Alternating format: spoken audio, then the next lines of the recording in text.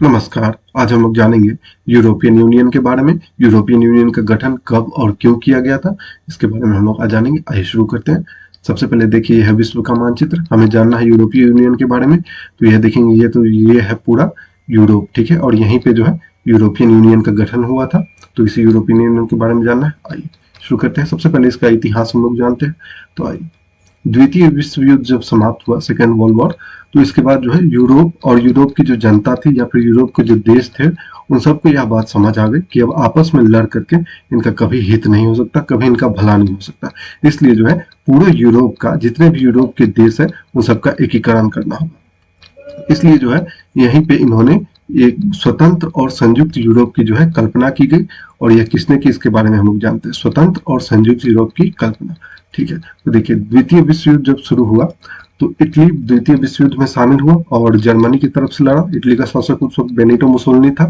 तो जब द्वितीय विश्व युद्ध में जब इटली शामिल हुआ, तो इटली के एक राजनीतिज्ञ, इनका नाम था एल्टियरो स्पाइनेली, ये बहुत शांति प्रिय नेता थे। तो इन्होंने जो है इटली का द्वितीय विश्व युद्ध में शामिल होने का जमकर विरोध किया।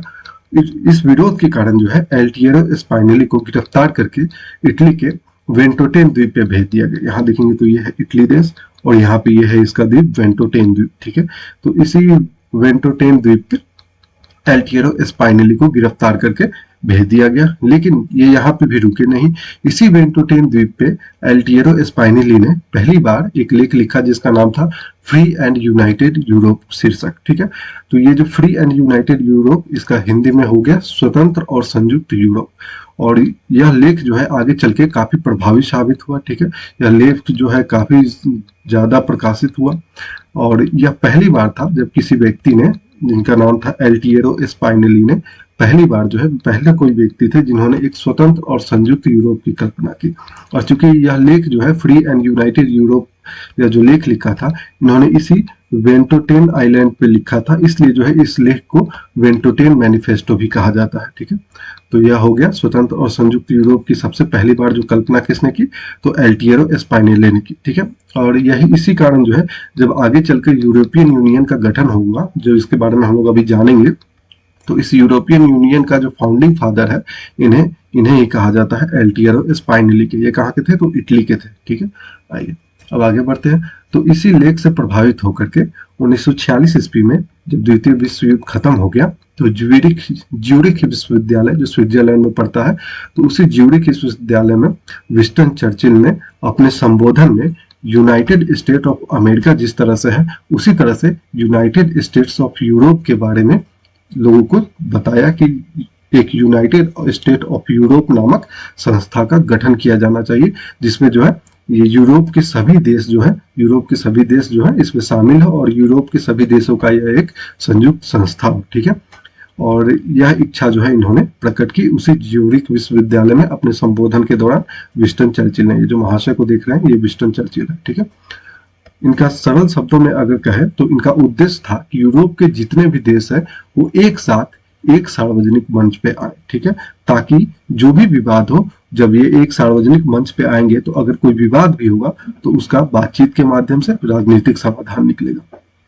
तो यह इनका मुख्य उद्देश्य था कि पूरे यूरोप को एक सार्वजनिक मंच पे लाना।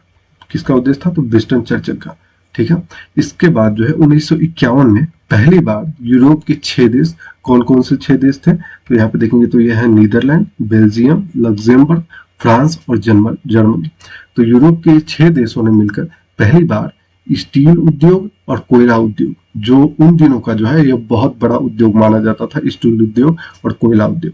तो इस स्टील उद्योग और कोयला उद्योग को सुचारू रूप से चलाने के लिए और इन्हें खुले बाजार में रखकर बेचने के लिए जो है इन 6 देशों ने एक संधि की।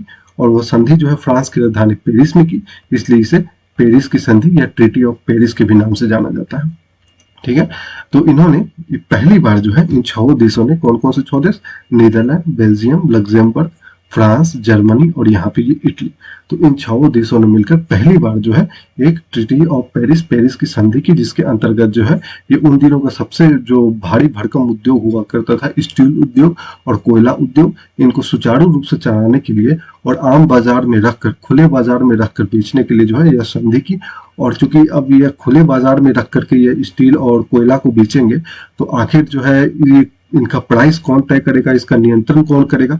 तो इसी पेरिस की संधि के तहत इन्हीं 6 देशों ने मिलकर जो है 1952 में European coal and steel community, जिसे शॉर्ट में ECSC कहा जाता है, तो इसी ECSC यानी European coal and steel community का गठन किया। यह पहली बार था जब यूरोप के 6 देश ने मिलकर साथ में कोई काम किया था द्वितीय विश्व युद्ध के बाद।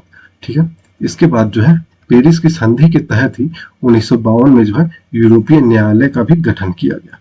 इसके बाद 1957 में फिर यही 6 देश Belgium, France, Italy, Germany, Luxembourg और नीदरलैंड, फिर यही 6 देश ने मिलकर के एक रोम की संधि, यानी इटली की राजधानी रोम में इन्होंने एक संधि की, तो इसलिए इसका नाम क्या रखा गया, रोम की संधि या ट्रीटी ऑफ रोम। तो इस रोम की संधि के तहत इन्होंने एक यूरोपियन इकोनॉमिक कम्युनिटी का गठन किया। यानी अब तक तो इन्होंने सिर्फ जो है कोयला और स्टील उद्योग के लिए ही एक संधि की थी, लेकिन अब इकोनॉमिक क्षेत्र में जितने भी उद्योग आते हैं उन सब के लिए इन्होंने एक जो है संधि की, जिसे ट्रीटी ऑफ रोम यानी रोम की राजधानी रोम में किया गया, इसलिए इसे ट्रीटी ऑफ रोम या फिर रोम की संधि कहा गया। तो इन्होंने इस बार जो है पूरे इकोनॉमिक क्षेत्र के लिए जो है संधि की, इसलिए इसका नाम रखा गया यूरोपियन इकोनॉमिक कम्युनिटी। और इसके तहत जो है इन 6 देशों के व्यापारी Belgium, France, Italy, Germany, Luxembourg और नीदरलैंड, इन 6 देशों के जो व्यापारी है वो बिना किसी भेदभाव के एक दूसरे के देशों में व्यापार कर सकते थे। जैसे बेल्जियम का व्यापारी जो है वो फ्रांस में व्यापार कर सकता था, फ्रांस जिस तरह से अपने व्यापारियों को ट्रीट करता है उसी तरह से बेल्जियम के व्यापारियों को ट्रीट करेगा। इसी तरह से इटली के व्यापारी, जर्मनी के व्यापारी, ये जो जितने भी है 6 देश, ये 6 देश एक दूसरे के देशों में बिना भेदभाव के व्यापार कर सकते थे, आ जा सकते थे। तो यह इस तरह से इन्होंने एक रोम की संधि की, और इस रोम की संधि के तहत इन्होंने यूरोपियन इकोनॉमिक कम्युनिटी का गठन किया।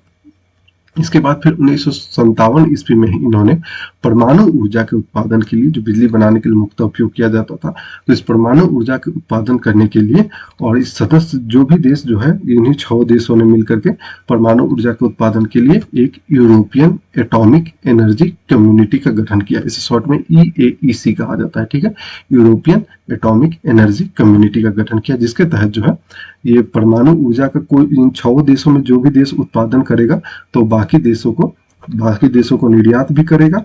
ठीक है, और उसे जो है उचित कीमत पर निर्यात करेगा। इसके तहत जो है इन लोगों ने एक संधि की, जिसे कहा गया एटॉमिक क्षेत्र में या फिर परमाणु क्षेत्र में संधि की, तो इसलिए इसका नाम दिया इन्होंने European atomic energy community. Hindi में कहे तो यूरोपीय परमाणु ऊर्जा समुदाय।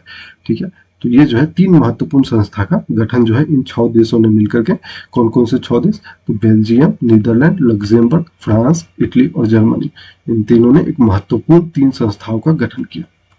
इसके बाद जो है 1965 ईस्वी जब आया तो इन तीनों महत्वपूर्ण संस्था, जो कोल एंड स्टील उद्योग के लिए जो था European coal and steel community, ठीक है, पूरे इकोनॉमिक क्षेत्र के लिए यूरोपियन इकोनॉमिक कम्युनिटी, और उसके बाद में एटॉमिक एनर्जी के लिए यूरोपियन एटॉमिक एनर्जी कम्युनिटी, इन तीनों क्षेत्रों को मिला करके एक कम्युनिटी बनाया, तीनों को मर्ज करके एक कम्युनिटी बनाया, जिसका नाम दिया यूरोपियन कम्युनिटी या फिर यूरोपियन समुदाय। अब इन तीनों जो संस्था थी, European coal and steel community, European economic community और यूरोपियन एटॉमिक एनर्जी कम्युनिटी, इन तीनों संस्था को एक में मर्ज करके, एक में मिला करके एक यूरोपियन कम्युनिटी या फिर यूरोपियन समुदाय का गठन किया।